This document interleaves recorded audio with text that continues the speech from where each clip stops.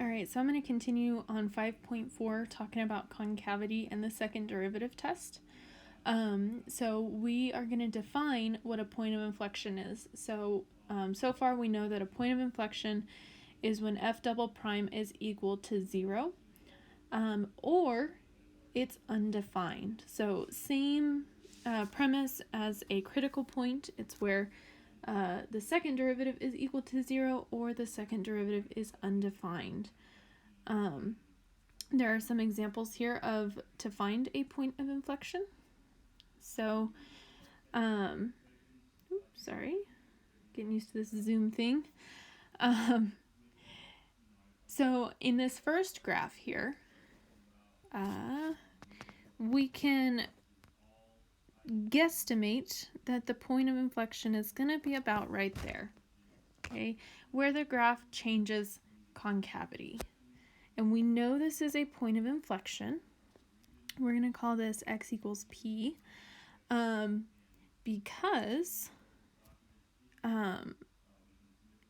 if I were to draw a tangent line, okay, very difficult tangent line there, that means that f prime here is positive, and the second derivative is going to be equal to 0. On the second graph, the point of inflection would be about right here. Okay, if I were to draw a tangent line, then f prime of x would be relatively or approximately equal to 0. Okay, but f double prime is definitely equal to 0. So this is concave down, and this is concave up. Okay. Looking at the third graph here, your point of inflection is going to be about right there. If you were to draw a tangent line, it would be a vertical tangent. Therefore, f double prime would not exist at this point. Okay, because if the first derivative is undefined, the second derivative is undefined. So at this point, f double prime does not exist, but my graph still changes concavity. Therefore, that is still a point of inflection. So let's explore the possibility that a graph could change concavity at a discontinuity, say a vertical tangent line, or where f double prime does not exist, such as a cusp. In the case of a vertical tangent line, where the x value is not in the domain of the function, then the x value x equals p will not be an inflection point. Okay, so we have two examples here. One where this is an inflection point.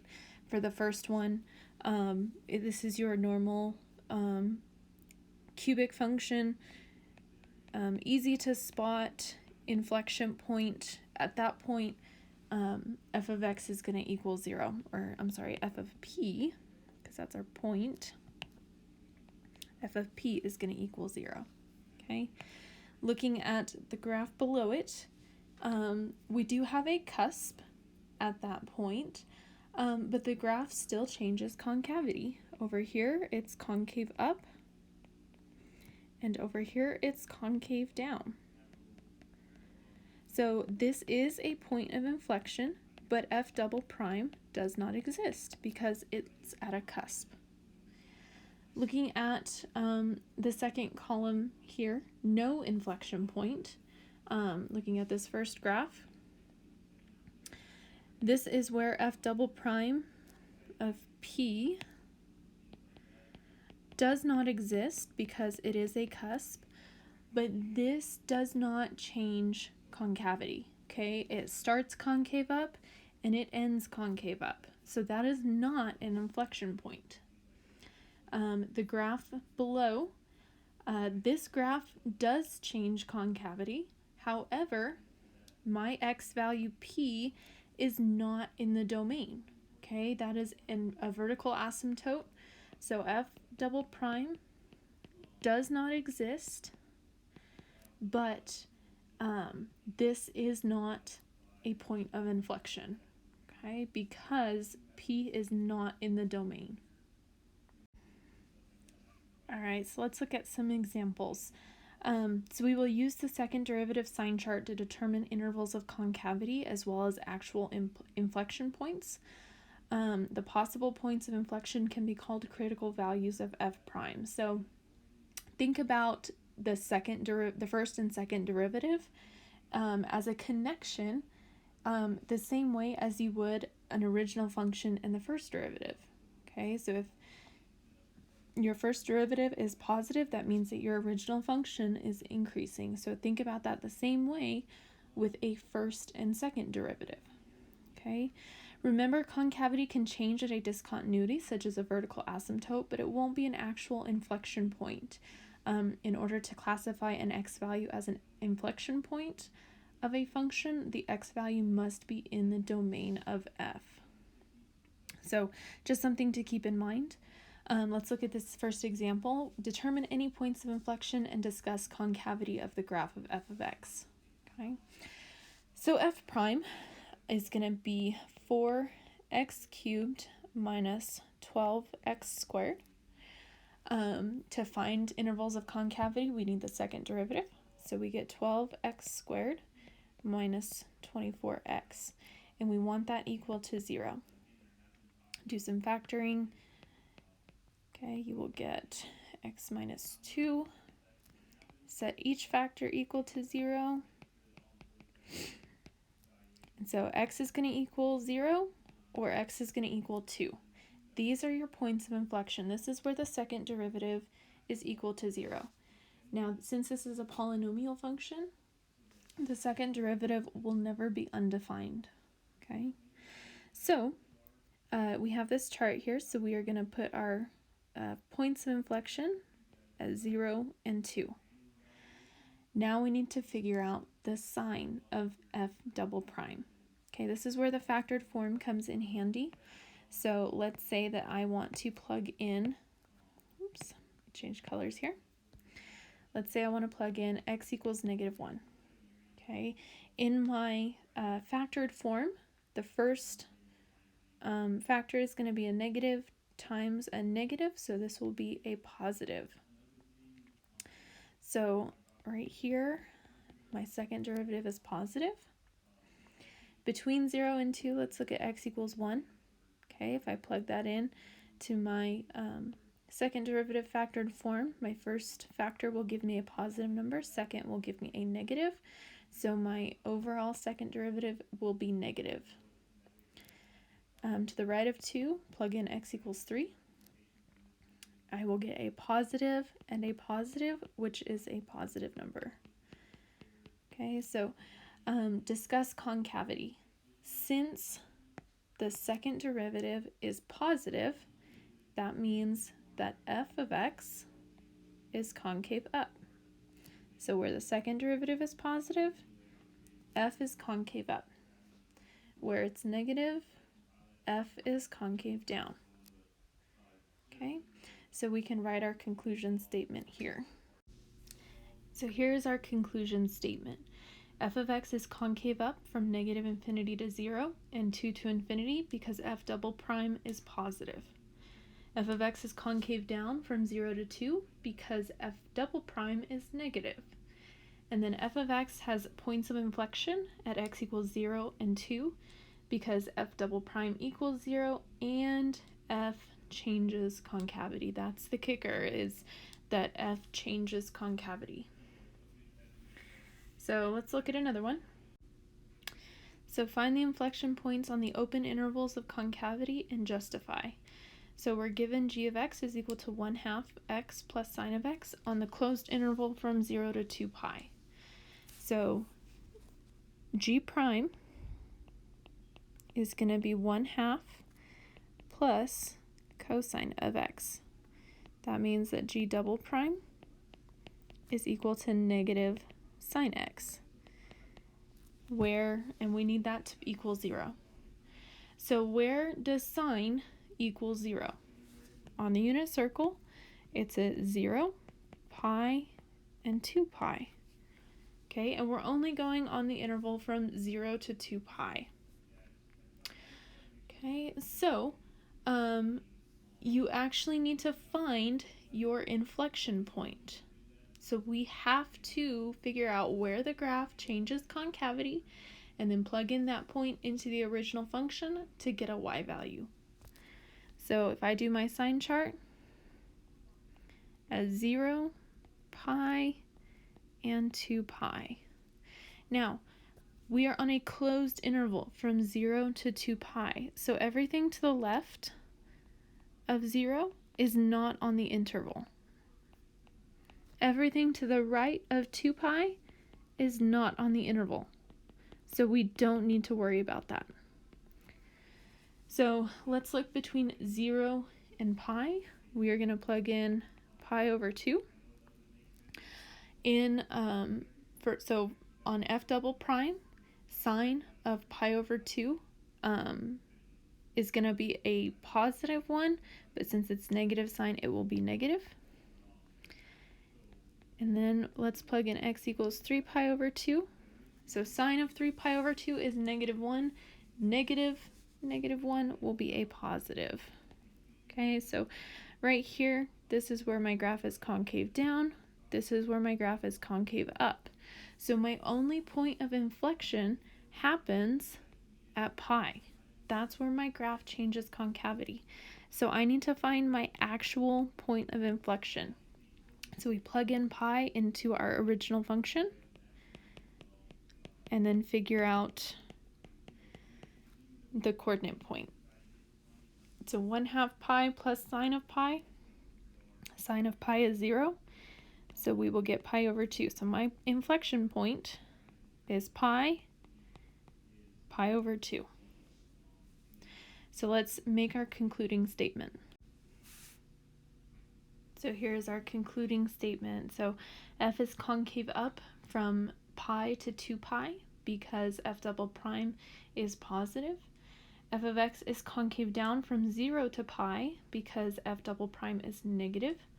And f has a point of inflection at pi over 2 because the second derivative is equal to 0 and f changes concavity. Alright, so let's run through these examples. Use a calculator to find how many times the graph of y equals x squared minus 3 plus sine of 2x minus 1 changes concavity on the interval from 0 to 2 pi. So again, to find where the graph changes concavity, we need the inflection points. So if y is equal to x squared minus 3 plus sine of 2x minus 1, y prime is going to equal 2x plus 2 cosine of 2x minus 1. You got to do a chain rule there. And y double prime is going to equal 2 minus 4 sine of 2x minus 1. So you need to figure out when this equals 0. On your calculator, plug that into y equals and change your window to go from 0 to 2 pi. How many times does the graph cross the x-axis? And it should be 4. Okay, so it should cross 4 times. Therefore, the graph of y changes concavity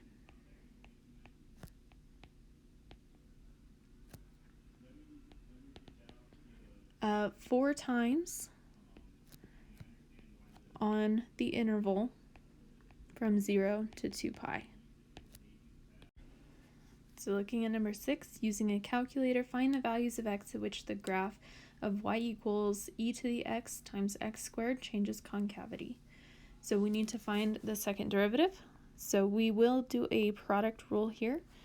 So your first derivative is going to be e to the x times 2x plus x squared e to the x. So y double prime, you will need to do a product rule twice. And so it'll end up being 2x e to the x plus 2 e to the x plus x squared e to the x plus 2x e to the x. Okay, simplify this all out. You will end up final form e to the x squared plus 4x plus 2. So one thing we need to do is we need to set this equal to 0. So e to the x, we can set that equal to 0. And then x squared plus 4x plus 2, we can set that equal to 0. So e to the x, if you know what the graph looks like, that will never equal 0. So we need to go off of this quadratic here. So if you plug that into your calculator, you will get two values, negative 0.5858 and negative 3.4142. Okay, now be very careful. If you tried to plug in that equation into your calculator, it might not look like there are two values. Okay, they are kind of close together, so be careful because your graph can trick you. Okay. All right, so now let's talk about the actual second derivative test. Okay, so similarly, the second derivative is to the first derivative of f prime. So the same relationships that exist between f of x and f prime must also exist between f prime and f double prime. Okay, so we can use the second derivative test as an alternate method for locating relative extrema. Okay, so this is just another way to find extrema. Instead of using the first derivative, now we are using the second derivative. So if f double prime is positive, what does that mean for your original function? Well, your original function is concave up. That means that your first derivative is increasing. If f double prime is negative, your original function is concave down, and f prime is decreasing. If f double prime is neither positive or negative, it means it's a possible point of inflection on the original function, but it is also a possible extrema on the first derivative. So it's a possible relative max or min. Okay, so we can use this second derivative test to also determine those points of a maximum or minimum.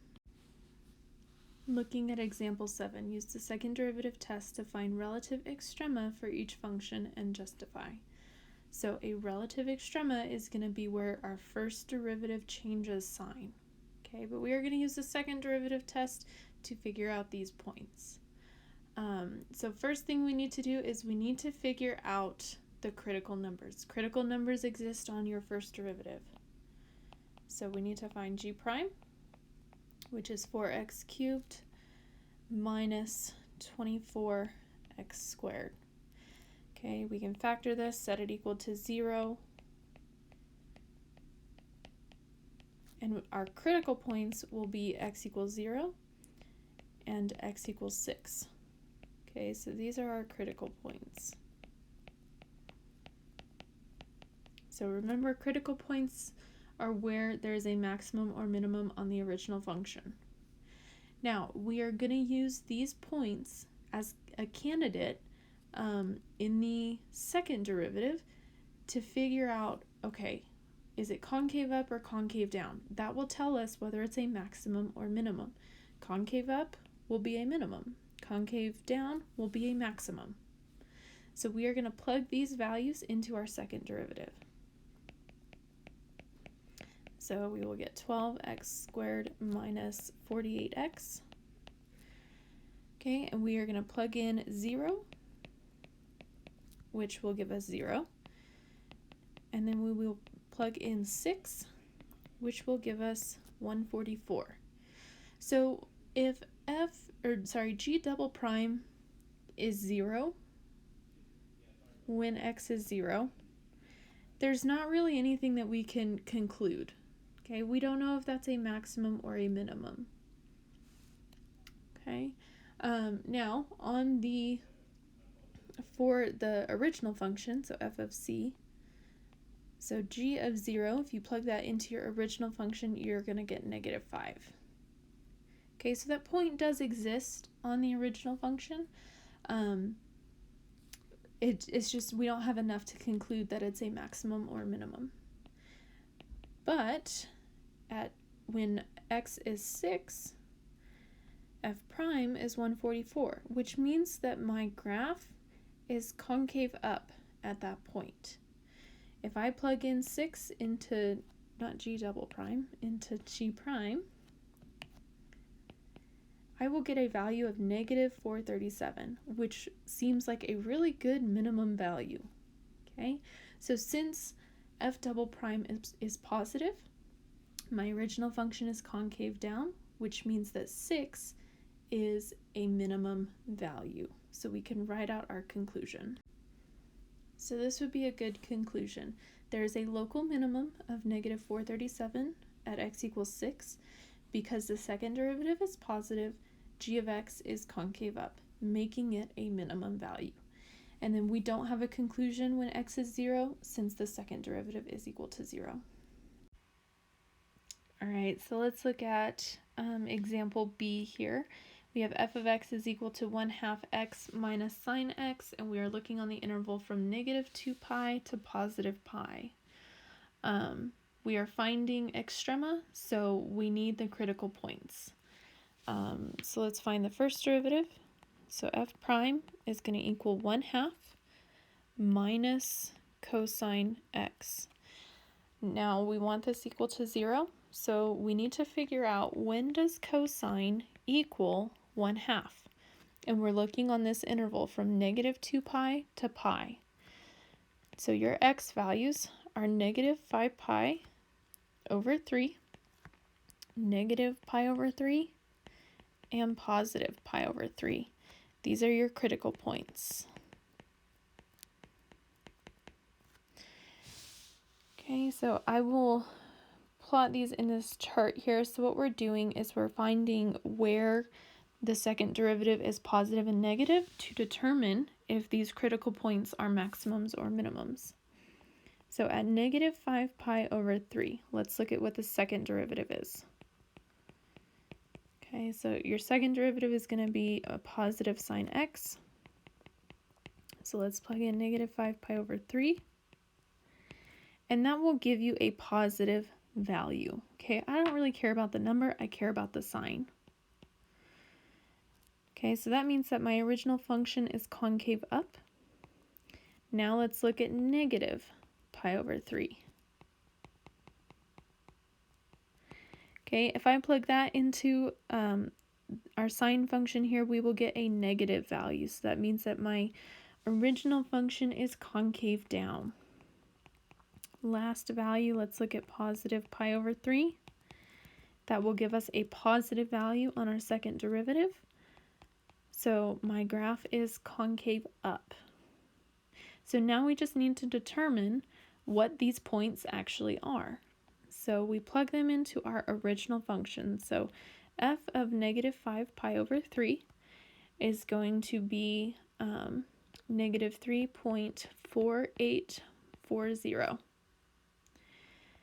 F of -pi over 3 is going to be 0.3424. And then f of +pi over 3 is going to be -0.3424. Okay, so we can plug in these values into our chart here. So -3.484,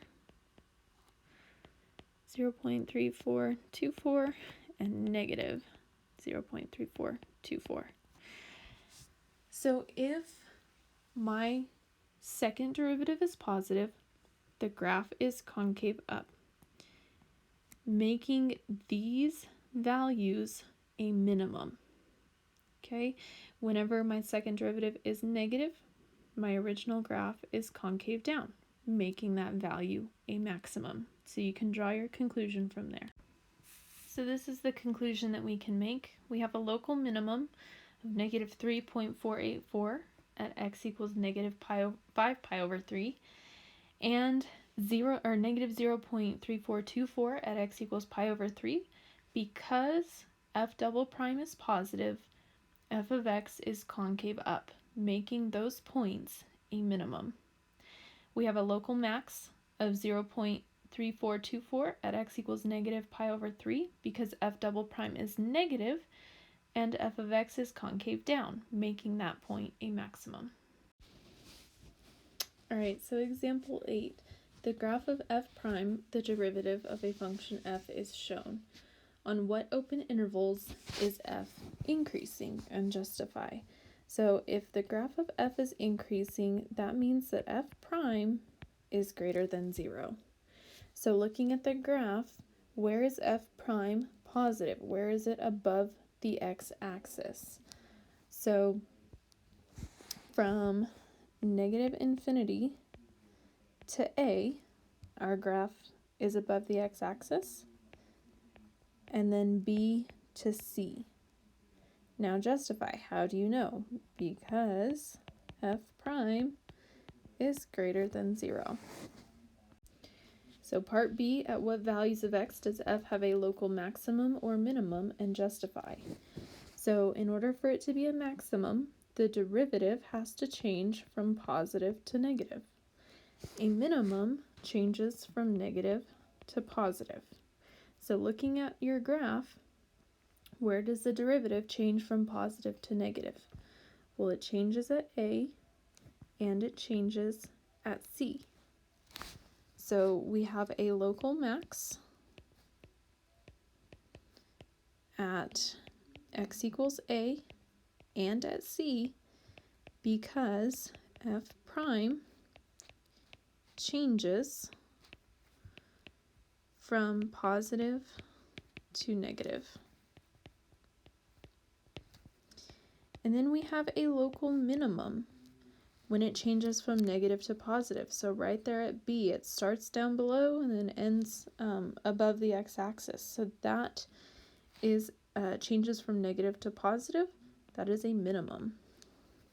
So there's a local min at x equals B because f prime changes from negative to positive. So part C says state the inflection points of f and justify. So points of inflection happen whenever the original function changes concavity or whenever you have a max or min on the first derivative. So right here, we have a maximum and minimum. So those are possible points of inflection. Okay, so we have points when x equals negative 1 and when x equals 3 because f prime has a max or min, and at those points, if you were to draw tangent lines, you would have horizontal tangent lines. So that means that f double prime is equal to 0 at those points. So part D, on what intervals is the function f concave up and concave down? So if f is concave up, that means that the second derivative is positive, which means that f prime is increasing. If it's concave down, that means that f prime is decreasing. So state those intervals where f prime is increasing and decreasing. So here's your concluding statement. F is concave up between negative 1 and 3 because f prime is increasing. F is concave down from negative infinity to negative 1 and 3 to infinity because f prime is decreasing. Okay, you can only use the information that you're given in order to justify. So we don't know anything about the second derivative. We are only given information on the first derivative, so that is what we need to use in order to justify. Part E, assume that f of 0 is equal to 0. Can you sketch a graph of f of x? So let's just think about this for a second. There's going to be a whole section on sketching derivatives. But if my derivative is a cubic function, which this is, then my original function needs to be a quartic. Okay, and so we're going to take this information that we know from this first derivative. We know that there's a max at A and at C and a minimum at B and 2 points of inflection. So we're going to take that information and translate it into a graph of f of x. All right, so I've listed some key points on the x-axis here. We know that f of 0 is equal to 0. We know that at A, we have a maximum, okay? We know that at -1, there is a point of inflection, and at B, there is a minimum. So the graph will change concavity at -1. We know we have another point of inflection at 3, and a max at C. So your graph could look something like this. Okay, this is a quartic function. We have 2 maximums, 1 minimum, and 2 points of inflection. All right, so example 9, this is the big kahuna problem. Okay, this will encompass a lot of information, a lot of skills that we need to use. So in the table at right, selected values for g of x, g prime, and g double prime are shown. The function y equals g of x is a twice differentiable function and continuous from -4 to 5. So part A, explain why there must be a value x equals c from -4 to 5 such that g of c is equal to 7. This is a very important piece of information, g of c. That means that we need to use IVT. So the conditions for IVT is that the function must be continuous, which is stated in the problem here. So since g of x is continuous on the closed interval from -4 to 5, now we need to look at -4 and at 5. Okay, so g of -4 is equal to 0, and g of 5 is equal to 8. So since g of -4 equals 0 and g of 5 is equal to 8, 7 is in between 0 and 8. So the IVT guarantees a value c where g of c is equal to 7. So part B, explain why there must be a value x equals d on the interval from -4 to 5 such that g prime of d is equal to 8/9. So this is where we will use the MVT. So first things first, in order to use the MVT, the function has to be continuous and differentiable, which is given in the statement. Okay, so since g of x is continuous and differentiable on the interval from -4 to 5, now we need to make the conclusion of the theorem happen. So it says that the slope of the tangent line is equal to the slope of the secant line. So find the slope of the secant line here.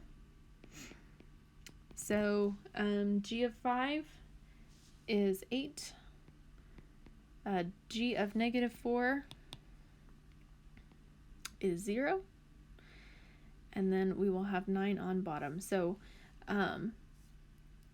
at that point, the average rate of change will equal the instantaneous rate of change. So we can say by the mean value theorem, there exists a value d such that g prime of d is equal to 8/9. So part C, does g have a local maximum, local minimum, or neither at x equals 3 and justify? So if it's a local maximum or local minimum, that means that g prime of 3 must equal 0, which it does. Okay, g prime of 3 is equal to 0. So now let's look at the second derivative. G double prime of 3 is -2. So you can say that g of x is concave down because the second derivative is negative. Therefore, if it's concave down, we have a local maximum. Okay, so g of x is concave down.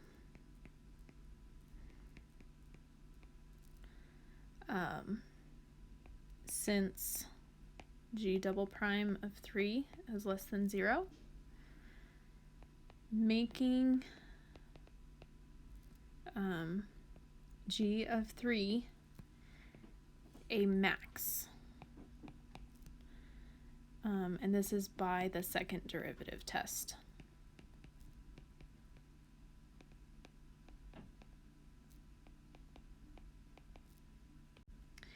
So part D, can concavity of g of x be determined on the interval from -4 to 5? Why or why not? So to determine concavity, we need to find points of inflection where the second derivative is positive and where it switches to negative. So in this case, we have where the second derivative is negative and where it equals 0, but we don't know anything if it goes positive anywhere. So we do not have enough information in order to determine concavity. Okay, so no, not enough information. And so this chart down here is just a summary of the first and second derivative tests. Okay, so if f double prime is positive and f prime is positive, then the function is increasing and concave up. Okay, and you can just continue in that pattern to figure out what these specific points mean on what derivative.